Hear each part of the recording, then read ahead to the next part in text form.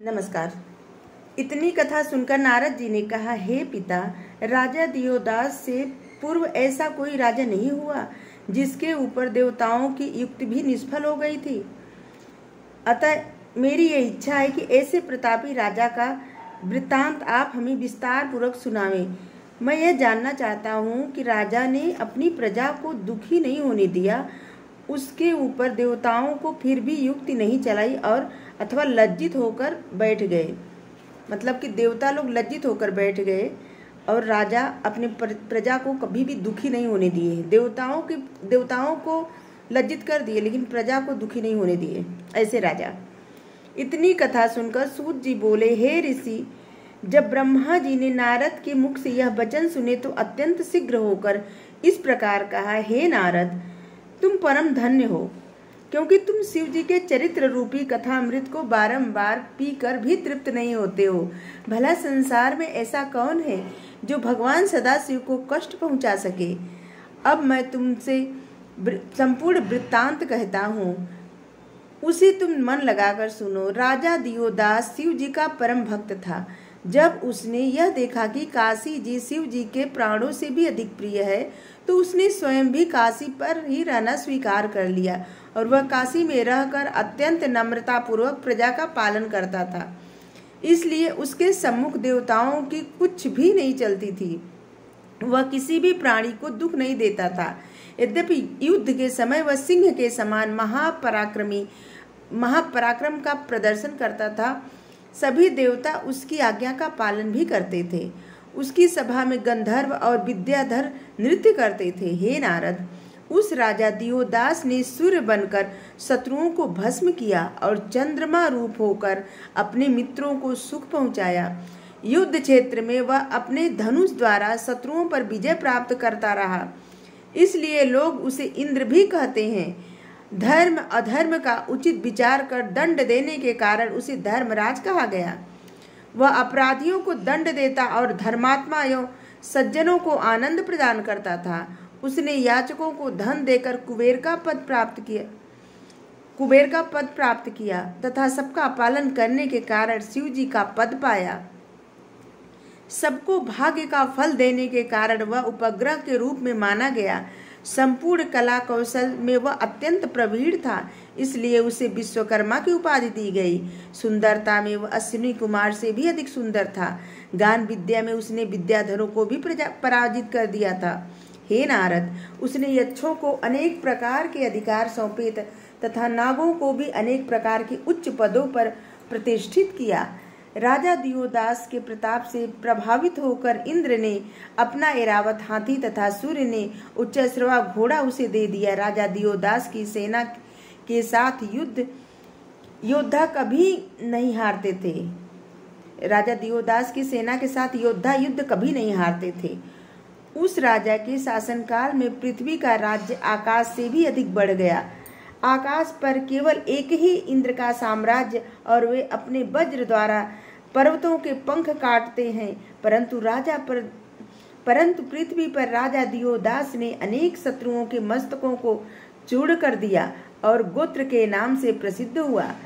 आकाश में केवल एक ही चंद्रमा है और 15 दिन के अंतर में घटते बढ़ते हैं, परंतु पृथ्वी पर क्षीण होने वाला कोई भी नहीं था। हे नारद, आकाश पर केवल एक ही प्रकार के नवग्रह प्रसिद्ध हैं, परंतु पृथ्वी पर सभी ग्रहों में नवग्रह विद्यमान थे। आकाश में केवल एक ही सुवर्ण गर्भ अर्थात ब्रह्मा है, परंतु पृथ्वी पर सभी भवन सुवर्ण गर्भ अर्थात स्वर्ण से भरे हुए थे। हे नारद, इस प्रकार राजा दियोदास के राज्य में स्वर्ग के सभी वर्तमान थे। स्वर्ग का आनंद वर्तमान में सभी ले रहे थे। राजा दियोदास के राज्य में कोई भी मनुष्य धर्म शास्त्र के विरुद्ध आचरण नहीं करता था। वहाँ की सभी स्त्रियां भी परम पतिव्रता थी।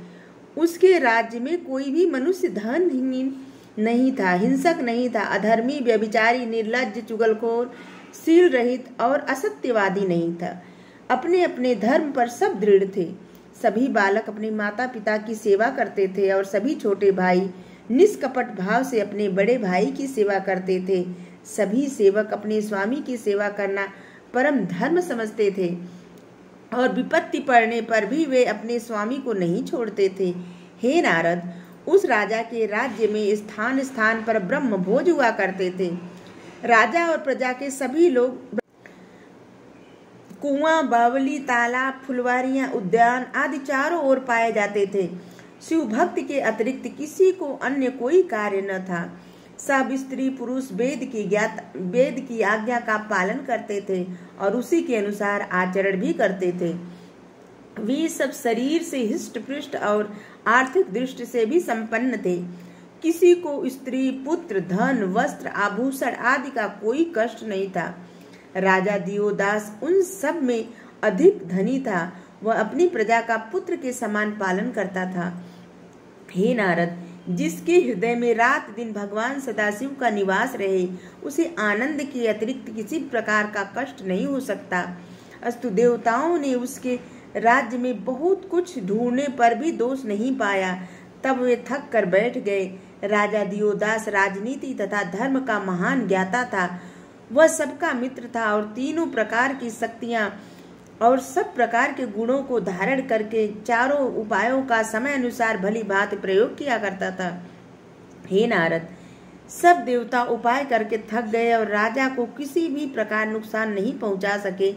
तब वे इंद्र के साथ लेकर मेरे पास आए और अपने दुख का वर्णन करते हुए मुझसे इस प्रकार बोले, हे ब्राह्मण, आप हमें वह उपाय बताने का कृपा करें जिसके द्वारा राजा दियोदास को किसी प्रकार के पर पाप लग जाए और वह पृथ्वी के राज्य से वंचित हो जाए। जब तक हमें पृथ्वी नहीं मिलेगी तब तक हमारा कष्ट दूर नहीं होगा। पृथ्वी का पद स्वर्ग से भी अधिक है।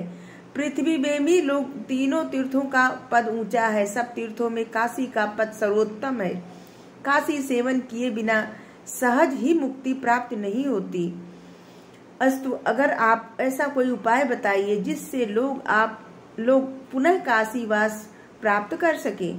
हे नारद, देवताओं की प्रार्थना सुनकर मैंने उनसे कहा, हे देवताओं, दियोदास अत्यंत धर्मात्मा है।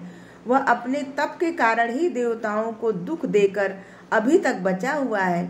तुमने जो कष्ट उठाया है वही कष्ट मुझे भी है, क्योंकि मुझे प्रयाग में रहना अत्यंत प्रिय था।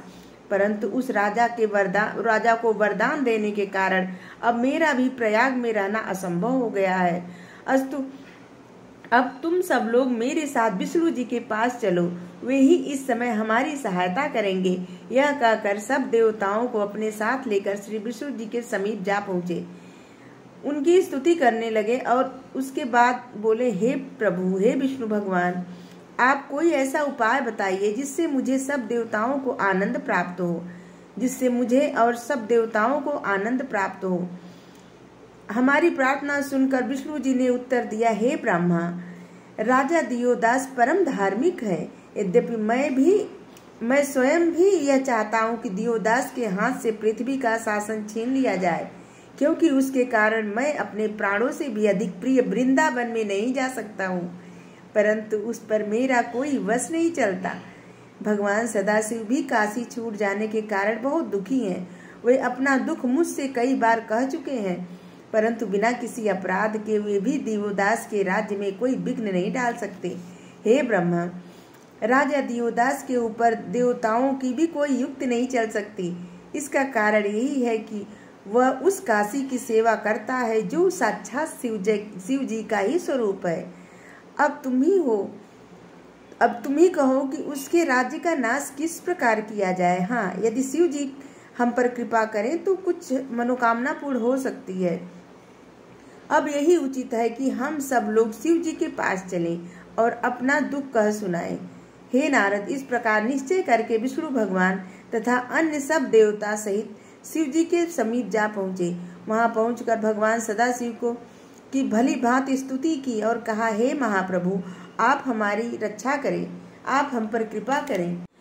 ब्रह्मा जी बोले, हे नारद, सब देवताओं की स्तुति सुनकर शिव जी ने कहा, हे ब्रह्मा, हे विष्णु, अन्य सब देवता, तुम लोग हमारे पास किस लिए आए हो?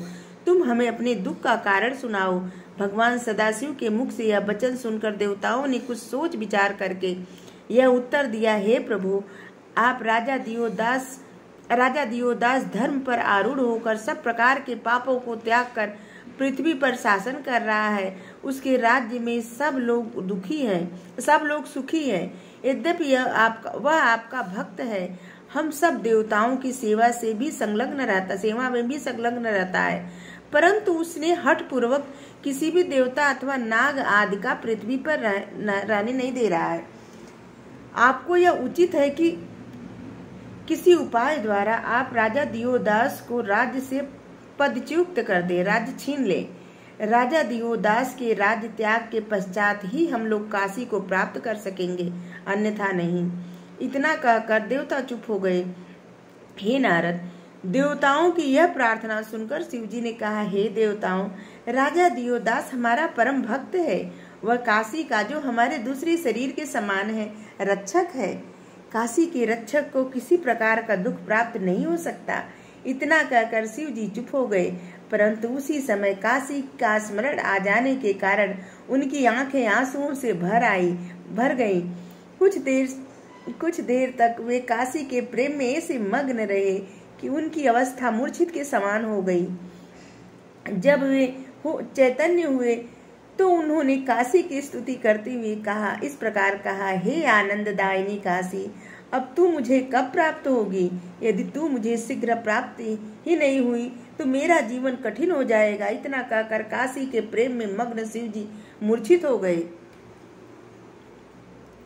हे नारद, शिवजी की यह दशा देखकर गिरजा ने उन्हें चैतन्य करते हुए कहा, हे प्रभु, आप तीनों लोकों के स्वामी हैं। संयोग और वियोग सब आपकी ही लीला है।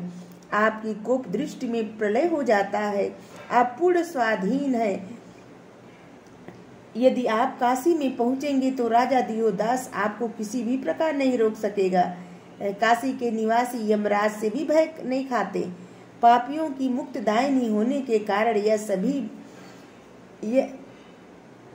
पापियों के मुक्तदायिनी होने के कारण वह मुझे भी अत्यंत प्रिय है।